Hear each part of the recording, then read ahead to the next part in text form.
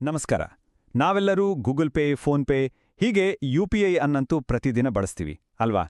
ಹಾಗಿದ್ರೆ ಒಂದು ವಿಷಯ ಕೇಳಿ, ಇನ್ಮುಂದೆ ನಾವು ಮಾಡುವ ಕೆಲವು ಡಿಜಿಟಲ್ ಪೇಮೆಂಟ್ಗಳು 1 ಗಂಟೆ ತಡವಾಗಬಹುದು ಅನ್ನೋ ಒಂದು ಮಾತು ಕೇಳಿಬರ್ತಿದೆ. ಅರೇ ಇದೇನಪ್ಪಾ ಅಂತ ತಲೆ ಕೆಡಿಸ್ಕೋಬೇಡಿ. ಇದು ನಮ್ಮ ಹಣಕ್ಕೆ ಒಂದು ರೀತಿ ಡಿಜಿಟಲ್ ಶೀಲ್ಡಾ ಅಥವಾ ಸುಮ್ಮನೆ ಟೈಮ್ ವೇಸ್ಟಾ? ಬನ್ನಿ ಇದರ ಬಗ್ಗೆ ಪೂರ್ತಿಯಾಗಿ ತಿಳಿದುಕೊಳ್ಳೋಣ. ಓಕೆ, ಹಾಗಿದ್ರೆ ಏನೆಲ್ಲ ನೋಡೋಣ ಅಂತ ಹೇಳ್ತೀನಿ. ಮೊದಲು ಎಲ್ಲರೂ ಮಾತಾಡ್ತಿರೋ ಆ ಒಂದು ಗಂಟೆ ಡಿಲೇ ಅನ್ನೋದು ನಿಜಾನಾ ಸುಳ್ಳ ಅಂತ ನೋಡೋಣ. ಆಮೇಲೆ ಈ ಥರದ ಒಂದು ಐಡಿಯಾ ಯಾಕೆ ಬಂತು ಅಂತ ಅರ್ಥ ಮಾಡ್ಕೊಳ್ಳೋಣ. ಕೊನೆಗೆ ಈ ಹೊಸ ಸಿಸ್ಟಮ್ ಬಂದರೆ ಹೇಗೆ ಕೆಲಸ ಮಾಡುತ್ತೆ, ನಮ್ಮ ಡೈಲಿ ಲೈಫ್ ಮೇಲೆ ಏನು ಇಫೆಕ್ಟ್ ಆಗುತ್ತೆ ಅನ್ನೋದನ್ನು ಡೀಟೇಲ್ ಆಗಿ ನೋಡೋಣ. ಸರಿ, ಹಾಗಾದ್ರೆ ಶುರು ಮಾಡೋಣ. ಎಲ್ರ ತಲೆಯಲ್ಲೂ ಓಡ್ತಿರೋ ಮೊದಲನೇ ಮತ್ತು ದೊಡ್ಡ ಪ್ರಶ್ನೆ ಏನು ಅಂದ್ರೆ, ಇನ್ಮುಂದೆ ನಾವು ಮಾಡುವ ಎಲ್ಲ UPI ಪೇಮೆಂಟ್ಸ್ 1 ಗಂಟೆ ಲೇಟ್ ಆಗುತ್ತಾ? ಹೌದಲ್ವಾ? ಎಲ್ಲರಿಗೂ ಇದೇ ಟೆನ್ಷನ್. ಮೊದಲೇ ಹೇಳ್ಬಿಡ್ತೀನಿ, ಇಲ್ಲ, ಖಂಡಿತ ಇಲ್ಲ. ಸದ್ಯಕ್ಕಂತೂ ಹಾಗೇನಿಲ್ಲ. ಯಾಕಂದ್ರೆ ಇದು ಇನ್ನೂ ರೂಲ್ ಆಗಿಲ್ಲ. ಇದು ಜಸ್ಟ್ ಒಂದು ಪ್ರಪೋಸಲ್ ಅಷ್ಟೇ. ನಮ್ಮ ರಿಸರ್ವ್ ಬ್ಯಾಂಕ್ ಆಫ್ ಇಂಡಿಯಾ ಅಂದ್ರೆ RBI ಏಪ್ರಿಲ್ 9, 2024ಕ್ಕೆ ಒಂದು ಡಿಸ್ಕಷನ್ ಪೇಪರ್ ರಿಲೀಸ್ ಮಾಡಿ ಜನರ ಅಭಿಪ್ರಾಯ ಕೇಳಿದೆ. ಸೊ ಸದ್ಯಕ್ಕೆ ಏನು ಟೆನ್ಷನ್ ಬೇಡ. ಹಾಗಾದ್ರೆ ಈ ಪ್ರಪೋಸಲ್ ಯಾಕೆ ಬಂತು? ಸುಮ್ಸುಮ್ನೆ ಯಾಕೆ RBI ಈ ಥರ ಒಂದು ಚೇಂಜ್ ಬಗ್ಗೆ ಯೋಚನೆ ಮಾಡ್ತಿದೆ? ಇದರ ಹಿಂದಿರೋ ಅಸಲಿ ಕಾರಣ ಏನು ಅಂತ ನೋಡೋಣ ಬನ್ನಿ.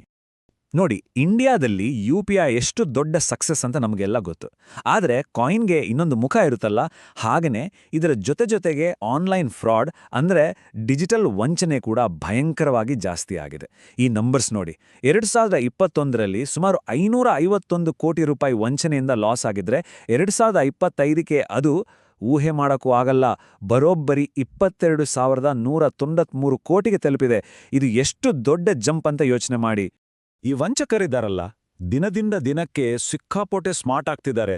ಸುಮ್ಮನೆ ಕಸ್ಟಮರ್ ಕೇರ್ ಅಂತ ಫೋನ್ ಮಾಡೋದು, ನಿಮ್ಮ KYC ಅಪ್ಡೇಟ್ ಮಾಡಬೇಕು ಅಂತ ಹೆದರಿಸೋದು, OTP ಹೇಳಿ ಲಿಂಕ್ ಕ್ಲಿಕ್ ಮಾಡಿ ಅನ್ನೋದು, ಇದೆಲ್ಲ ಹಳೆ ಕತೆ. ಈಗಂತೂ ಡೀಪ್ ಫೇಕ್ ಟೆಕ್ನಾಲಜಿ ಬಳಸಿ ನಿಮ್ಮ ಅಪ್ಪ, ಅಮ್ಮ, ಅಣ್ಣನ ಧ್ವನಿಯಲ್ಲೇ ಮಾತನಾಡಿ ದುಡ್ಡು ಕೇಳ್ತಾರೆ. ನಾವು ಎಷ್ಟು ಹುಷಾರಾಗಿದ್ರೂ, ಎಷ್ಟೇ ಓದಿದವರಾಗಿದ್ರೂ ಸರಿ, ಒಂದು ಕ್ಷಣ ಯಾಮಾರಿದರೆ ಸಾಕು, ಮೋಸ ಹೋಗೋ ಚಾನ್ಸಸ್ ತುಂಬಾ ಇದೆ. ಸೊ ಈ ಥರದ ಸೈಬರ್ ಅಟ್ಯಾಕ್ಗಳಿಂದ ನಮ್ಮನ್ನ ಕಾಪಾಡೋಕೆ RBI ಒಂದು ಡಿಜಿಟಲ್ ಶೀಲ್ಡ್ ಥರ ಒಂದು ಐಡಿಯಾ ತಂದಿದೆ. ಅದಕ್ಕೆ ಗೋಲ್ಡನ್ ಆರ್ ಅಂತ ಕರೀತಿದ್ದಾರೆ.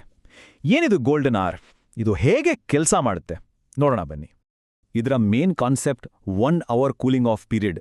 ಸಿಂಪಲ್ ಆಗಿ ಹೇಳೋದಾದ್ರೆ, ನೀವು ಯಾರಾದರೂ ಹೊಸಬರಿಗೆ ಅಂದ್ರೆ ಫಸ್ಟ್ ಟೈಮ್ ದುಡ್ಡು ಕಳಿಸ್ತಿದ್ದೀರಾ ಅಂದ್ರೆ ಆ ಹಣ ತಕ್ಷಣ ಅವರ ಅಕೌಂಟ್ಗೆ ಹೋಗಲ್ಲ.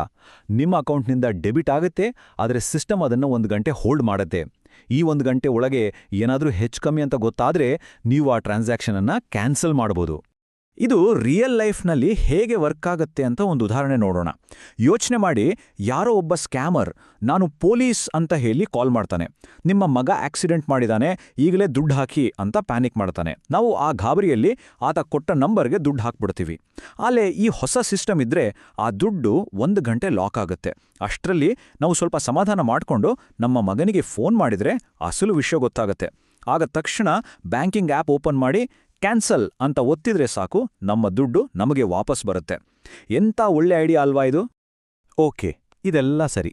ಆದರೆ ನಮ್ಮ ಡೈಲಿ ಪೇಮೆಂಟ್ಸ್ ಕಥೆ ಏನು? ಅಂಗಡಿಯಲ್ಲಿ, ಹಾಸ್ಪಿಟ್ಲಲ್ಲಿ ಎಲ್ಲ ಅರ್ಜೆಂಟಾಗಿ ಪೇ ಮಾಡಬೇಕಲ್ಲ, ಅಲ್ಲೂ 1 ಗಂಟೆ ಕಾಯ್ಬೇಕಾ? ಖಂಡಿತ ಇಲ್ಲ. RBI ಅದರ ಬಗ್ಗೆನೂ ಯೋಚನೆ ಮಾಡಿದೆ. ಹೌದು, ಈ ಹೊಸ ರೂಲ್ನಿಂದ ನಮ್ಮ ದಿನನಿತ್ಯದ ಪೇಮೆಂಟ್ಗಳಿಗೆ ಯಾವುದೇ ತೊಂದರೆ ಆಗಲ್ಲ. ನಾವು ಅಂಗಡಿಗಳಲ್ಲಿ QR ಕೋಡ್ ಸ್ಕ್ಯಾನ್ ಮಾಡಿ ಪೇ ಮಾಡೋದು, ನಮ್ಮ EMI, SIP, ಕರೆಂಟ್ ಬಿಲ್ ಕಟ್ಟೋದು, ಅಥವಾ ನಾವು ಮೊದಲೇ ಸೇವ್ ಮಾಡಿಟ್ಟಿರೋ ಕಾಂಟ್ಯಾಕ್ಟ್ಸ್ಗಳಿಗೆ ಅಂದರೆ ವೈಟ್ ಲಿಸ್ಟೆಡ್ ನಂಬರ್ಗಳಿಗೆ ದುಡ್ಡು ಕಳಿಸೋದು, ಇವೆಲ್ಲದಕ್ಕೂ ಈ 1 ಅವರ್ ಡಿಲೇ ಅಪ್ಲೈ ಆಗಲ್ಲ. ಇದೆಲ್ಲ ಎಂದಿನಂತೆ ಫಾಸ್ಟಾಗಿ ತಕ್ಷಣವೇ ಆಗುತ್ತೆ. ಸೊ ಕೊನೆಗೆ ಇಡೀ ಚರ್ಚೆ ಬಂದು ನಿಲ್ಲೋದು ಒಂದೇ ಒಂದು ಪ್ರಶ್ನೆ ಹತ್ರ. ಈ ಡಿಜಿಟಲ್ ಜಗತ್ತಿನಲ್ಲಿ ನಮಗೆ ಯಾವುದು ಮುಖ್ಯ, ಸ್ಪೀಡಾ ಅಥವಾ ಸೆಕ್ಯೂರಿಟಿನಾ?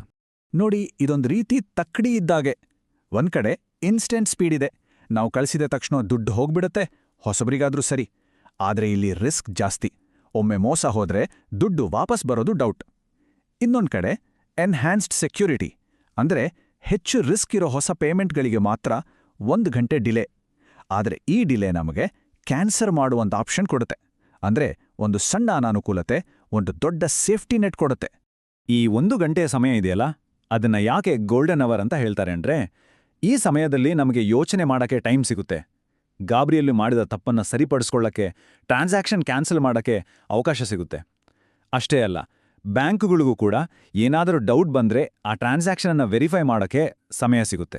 ಹಾಗಾದ್ರೆ ಕೊನೆಯದಾಗಿ ಈ ಒಂದು ಪ್ರಶ್ನೆ, ನಮ್ಮ ಕಷ್ಟಪಟ್ಟು ಸಂಪಾದಿಸಿದ ಹಣವನ್ನ ಕಾಪಾಡಿಕೊಳ್ಳೋಕೆ ಈ ಒಂದು ಎಕ್ಸ್ಟ್ರಾ ಸೇಫ್ಟಿಗೋಸ್ಕರ 1 ಗಂಟೆ ಕಾಯೋದು ಸರಿನಾ?